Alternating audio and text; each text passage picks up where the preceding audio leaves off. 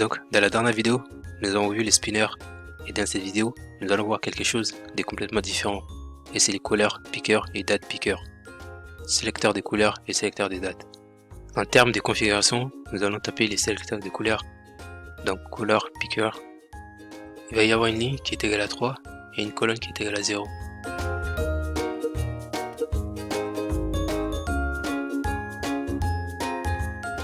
Et lorsque nous les exécutons, nous verrons les sélecteurs des couleurs. Vous pouvez voir que nous obtenons une liste déroulante ici. On peut effectivement préciser la couleur que nous voulons utiliser.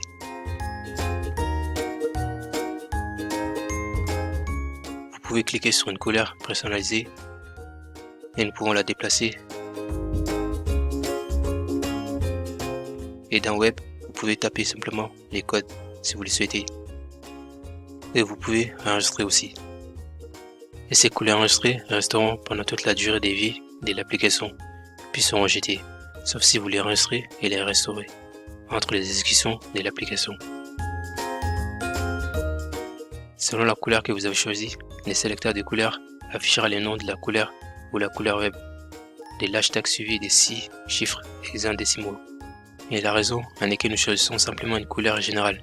Ce ne sont que les couleurs standards, mais nous pouvons en quelque sorte remplacer l'effet que vous en obteniez spécifique avec les chiffres hexadécimaux.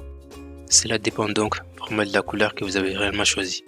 Je vais vous montrer quelque chose que vous utiliserez probablement beaucoup plus que les sélecteurs des couleurs.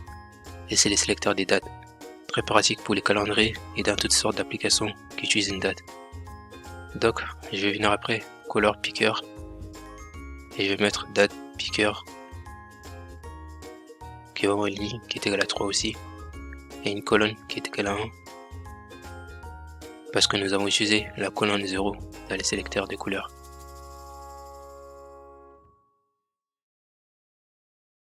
Et si on exécute les programmes,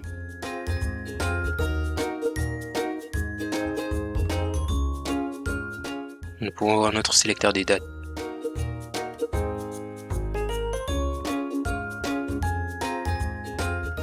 Nous allons en fait utiliser ces sélecteurs des dates plus tard afin que vous puissiez découvrir plus à ce sujet.